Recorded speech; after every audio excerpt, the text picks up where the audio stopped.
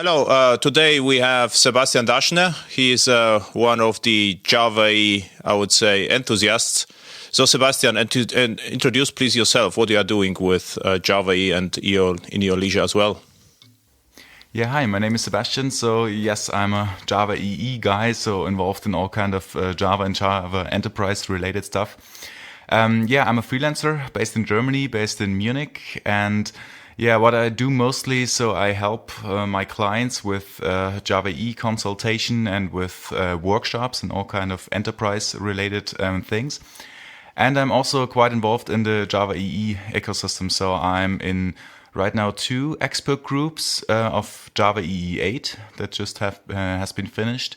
And well, I try to help evolving the platform, so how Java EE could be shaped in the future. So this is what I do mostly. And then, yeah, I'm on all kind of conferences. I have a blog, a newsletter, and try to spread some Java EE knowledge. So what's the URL to your blog? And the blog is Sebastian-Daschner.com. So that's easy, my first name minus surname.com. So, okay, cool. As I met you the first time, I think you were pretty young, I guess. I don't know, under 30? Yeah. I still am under 30. Oh, okay. If you consider that pretty young, then yes.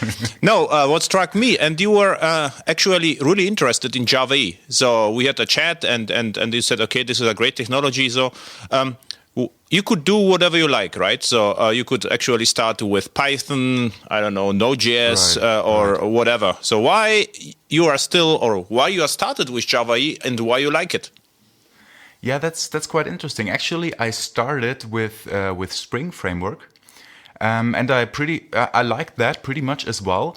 But then I don't know how I came into Java EE and specifically with the Java EE API, and I have to admit I like that even more. Like the fact that everything comes from a standard and therefore has to work within each other. You know, you can use JAX-RS plus something else, and you don't have to configure anything. You just use the APIs as is, and I like that a lot. And well, yeah, how I started with that, I was involved in all kind of enterprise technology with Java from very early, I would say, from early in my career, and I just like that. I'm a backend guy, basically, so I like to build enterprise system, not colorful stuff, not front end stuff, but it was always backend. And well, I started with Spring, and then I liked Java EE, and yeah, I attended a few of your workshops, Adam, and yeah, I liked just the approach how you can program with that technology, and yeah, that's how I got into it, and yeah. Yeah, and you did one amazing thing, I remember. So you showed me once the JAX-RS analyzer, and this is an amazing tool which is able. This is what I like the most. This is like the Javaistic way of analyzing JAX-RS. So you don't need any annotations, any configuration, and is able to analyze the resources and generates swagger.json or ASCII-doc, right? Right. Are you still doing this, or you have no time anymore? Yeah, the time is mostly the issue. Yeah, but as you said, this was the initial idea. So definitely without any configuration, which is quite funny because once in a while I get some pull requests and some comments. Yeah, could you please add Swagger annotations and could you add this in this format where you could do some custom stuff? And I said, well, that was never the idea. I always wanted to work without anything. Just use it on your plain Java EE project and don't add any third-party stuff, because this is what you not want in enterprise projects, right? Yeah, exactly. So what I really don't like are the Swagger annotations sprinkled all over the place. It like introduces the, I don't know, not complexity, but you hide the business logic, and you are depending on some strange binary annotations. So what I thought once, probably if you need to add some, I don't know, business data, like or some business documentation to the resources, it would be possible to use with JavaDoc. Actually, there is a JavaDoc doclet which does that. So would it be possible for JAX-RS Analyzer to read the doclets as well, so the JavaDoc information, and merge them with the binary information? Yes, actually, this is what I'm doing, or what I have added in a very early version or early functionality. Because I totally agree. As you say, I mean, JavaDoc is part of Java, so this is not a third-party dependency. This is what you can just do right away, right? And this would be a perfect fit for that. The problem I'm still facing right now is that it's actually not that easy to process it in a Java way. So there's a JavaDoc API, but it's really not that easy to use once you have to add, well, for my JAX-RS analysis, I have to add the Java EE API and some dependencies while analyzing, and this doesn't work well with ClassPath and so on and so forth. So I probably will end up using another parser and something once I have the time. But yeah, I totally agree. This would be a great idea to stay lean and still document your API. Actually, I think this will be one of the killer features, right? Yeah, probably, yeah. So we back from Java 1. So what's also funny, you are from Munich, I'm basically from Munich, but we always meet at conferences or far away conferences like Java 1, and then we have a brief chat. And he never had actually the time for a conversation like this right now. So what's your impressions of Java 1 this year comparing to the last Java 1? So I think you also attended 2016, right? So what's your impressions? I'm really curious about your opinion. So my impression, I would say, is a pretty positive one, especially compared to last year. Last year there were some, rumors whether Oracle still cares about Java and so on and so forth. And you could see this year, especially on the keynote from Mark Cabbage, I think is his name, that Oracle really seems to care, first of all, about developers. You could also see this in their Oracle code and their conferences, what they're currently building up, and also about Java. So there was the statement, quote unquote, Java first and Java always. And I really like that. They seem to recognize the power of Java and where it can get you. And I like the message. And I also like the venue, actually. So it was in the Moscone West, so it was not this maze and thingy of the Hilton, I think it was, in the last years. So this year it was more in one place, so everybody was there. You always met some people while walking around.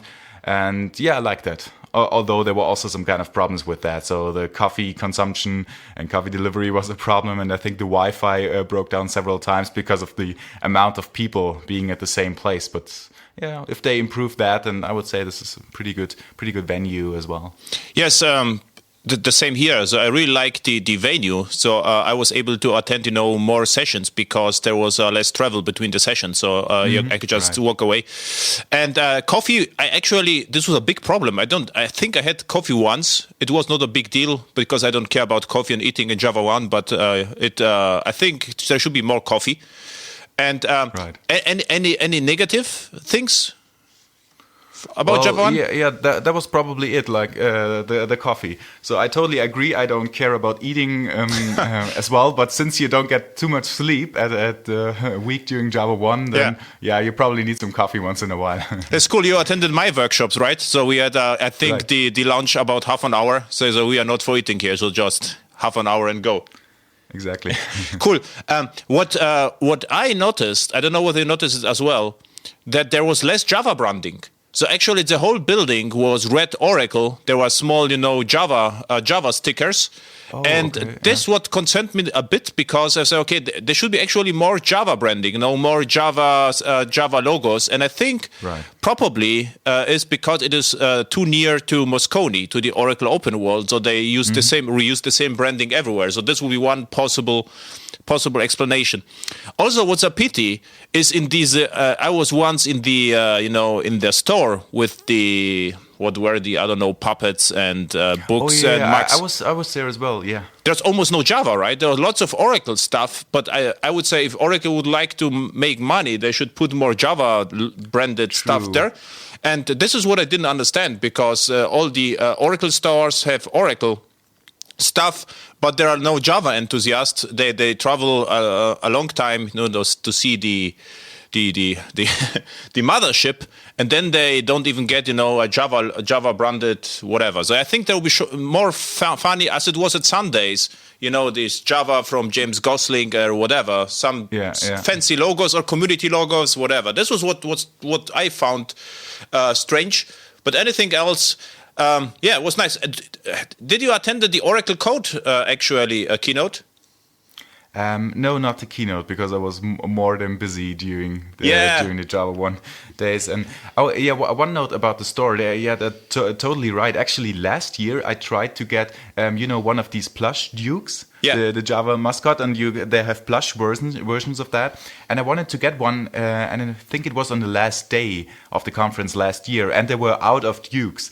So actually what I did this year, on the very first day, I went into that Oracle store, and yeah, you're right, they don't have too much Java and stuff, but at least they have some plush Dukes, so I bought one. Yeah. So I got this at least, but yeah, you're right. They should have do more Java things like Java mugs or logos, and yeah. This is small things, but I think they matter. So for the attendees, right. Yeah.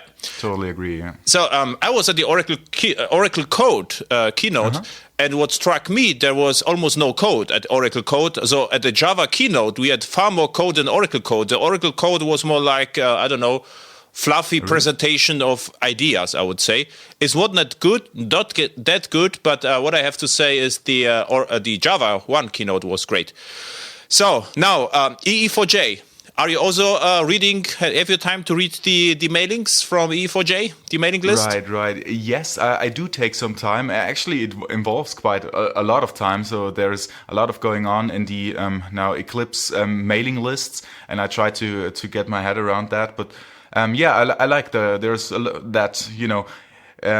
there is a lot of traction, when there is a lot of going on, this shows interest from all kind of sides, and yeah, just try to keep that up. And actually, I'm also involved in, there's a new JSR, I think it's 382, the config JSR, that was originally submitted by Eclipse, but it's still in the JCP, so I'm in the expert group of that.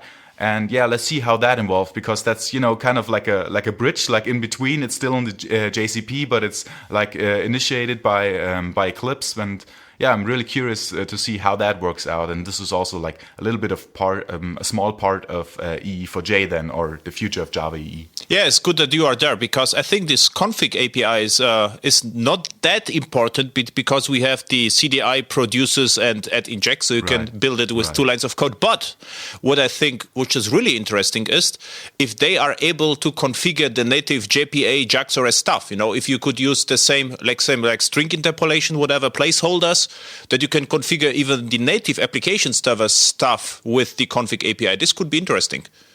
Right. So this is probably quite interesting once you think about what all kind of places you have within Java EE, for example, where you could build that in, right? So it should play along with each other. Yeah, and also staging, right? So you could have different configuration for test, integration, and production, right? And have you had the chance to look at the Microprofile movement? A little bit, yeah. I looked into that a little bit. Well, for me, so I have to say the thing that you can build your own runtime based on standalone jars or something like that is for me actually less important, since I care mostly about the APIs. And then once I have the API with what's for me very important, a thin deployment approach, then I don't care if the server is 50 meg or 100 or 200. It's a small improvement, and a few companies care, right? But for me actually it's more about the API thing, yeah. But once Microprofile contributes back a few of their ideas, what they're doing, for example, they also have a config, I think it's called config profile in Microprofile 1.1 or something like that. This could be very interesting. Yeah, actually, we had no time, to synchronize us before the session. But what I wanted to say is exactly what you said. So actually, I completely ignored the whole Microprofile for 1 year because they were they tried to focus, on runtime and shipping just one jar and being leaner. And I never had the problems. Actually, at my Java 1 sessions, like heavyweight versus lightweight, I measured the whole session, all kinds of application servers, Hello World, Java, and Microprofiles and Swarm. And basically, there was no difference. Everything was around 40 megs of RAM. And the download size was a little bit different, but there is actually no reason for optimization. And you're right. Some companies care, but this is like, the 1% companies who start, 100,000 of services. Right. But it's not what usually happens in enterprise. Having said that, I look at the Microprofile 1.2, and they are coming with really interesting stuff. So they have metrics and health and security. So now something happens, and I think now is the time, that they will add real added value to the community, because right now you get something on top of this what you already had. So yes, new APIs. Yeah, and this is where I get a little bit more involved, and I read the EE4J mailing list, and what concerns me a bit, and it's always the same now, this is open community effort, and they started again with, I think, modularization and deployment, should it be application server or runtime? And I ask a question, what is the application server? I mean, if you don't have the application server, what will happen? Your application will start something, that there will be a runtime, some threads in a socket. So don't call it a server, but you call it a runtime. And the only difference is, who is first. So whether your application starts the runtime or the runtime starts your application. And this is the only technical distinction. And I asked in the list, what is the distinction? So there is actually no distinctions. It's just perception. So I think what I will do, or you should also do, we should focus more on, I think the key to success is, I would say, usability and developer ergonomics. Yes. Why you like Java EE, and this also in my case, you have just one dependency, Java 7 full, and you are ready to go. And this should be the same in EE4J, I think. So we have one main profile, whatever the name is. And you have just their profile, and you can build, 80% of all apps, enterprise apps with that. And what should not happen, that everyone's starting, building their own runtime and fiddling with all the jars. Because I had it for 20 years. I'm no more interested in this. And if you, after a few projects, no one is interested in fiddling with the jars and dependencies. And this is, I think, what we should focus a little bit more, right? I totally agree. I fully agree. And I would like to add, what I care a lot when it comes to deployment is that you at least have a thin deployment approach. So no matter whether you call it application server or standalone runtime that loads something else, what I want to ship on each execution in my continuous delivery pipeline is just a very thin layer, a thin WAR file in my case, or in the case of Java EE right now. So whatever that's going to look like in the future, I care that all the moving parts, the thing that you ship each and every time is very thin, just contains your business logic. Exactly, because it doesn't make any sense if you think about this. Let's say we will bundle the EE4J runtime with the WAR. The EE4J runtime will change, twice a year or 3 times a year at most. So why I have to bundle it, 10 times a day, always the same, to ship one fat WAR? It doesn't make any sense. And actually, I challenged the people at conferences to explain me what's the deal with fat jars, Uber jars, and I never got a logical explanation. This was just, I got it once, actually, a few years ago at DevOps, and a company who built these fat wars or jars, they said, we started before Docker, and before then it was easier to start on bare metal, just one jar. So, but now we have 5 years Docker, I think, or 4, and now it's over. So, interesting. So fully agree with the Docker and everything. With Docker, it's not needed anymore. Before then, yes, for political reasons, if you can't decide on the runtime, then it's easier to ship your own. But with Docker, you decide everything, the whole stack yourself anyway. Yeah, cool. What was your session at Java 1? It was about CQRS, a buzzword-driven session. Yeah, this is command query responsibility segregation, right? Segregation, I always forget the CQRS. And it's actually interesting. So, in 2 sentences, what is CQRS? CQRS is an approach how to deal with distributed applications. So that's important. They have to be distributed, and how to maintain eventual consistency and overall a longer running business use case. Yeah. So basically, you don't do distributed transactions because they're quite a bad idea. Rather than you introduce event-driven architectures to deal with that approach. And hopefully that you're reading and writing in different ways, right? So this is right, exactly. You have to split the concerns for the reads and the writes. So that's the way how that specific pattern deals with it. Yeah, what I liked, I saw your session somewhere, and then you mentioned several times, it is not, the CQRS is not the solution to everything. It's just, right. This is very important. And this is what I like in this approach. Otherwise, we get every 2 months a complete new dogmatic idea, which just works in 10% of all apps. So this is... you didn't have any time at Java 1. You told me, okay, I cannot do anything. I cannot sleep because I have to write something. So what you did actually at nights in Java 1? Well, yeah, I used the the time at night and also sometimes during the day to finish my book. So I wrote a book on modern Java EE development, and this is actually what I finished during Java 1. So these were quite busy days. I think by far the busiest week ever, or in this year at least. And yeah, this is what I did. Unfortunately, during the conference, but now it's finished, that book. Hey, cool. The difference is I did it also, but never at conference and always in the airplane. So at a conference, I'm not productive. I'm just thinking about new stuff and attending sessions. But in the airplane, so in the flight, during the flight, I'm extremely productive. So I've wrote already several articles and one chapter for a book. But never at a conference. I cannot do this at a conference. Okay, what's the title of your book? The title is Architecting Modern Java EE Applications. Okay, and what are you doing there? So. Yeah, so my idea was to show the world that Java EE can be used to write modern enterprise applications, because a lot of people funnily don't believe that, and they are still thinking in J2EE terms, right? And when you do microservices and doing this and that, so that Java EE is definitely not applicable for that, which of course is wrong. And I show how Java EE would be tackled like as of today in year 2017, right? So what of all these APIs, because Java EE contains a lot, obviously, is usable and reasonable right now, and how it would be used to write modern, enterprise applications. Yeah, cool. You know whether your book is compatible with the green one? You had the chance to look at that, the old green book? Yeah, actually, I read your book, and I would say it's very compatible. It's just two versions of Java EE, newer, but the approaches are still very similar, because a lot have changed in, as you know, in Java EE 5 and Java EE 6 specifically. Yeah.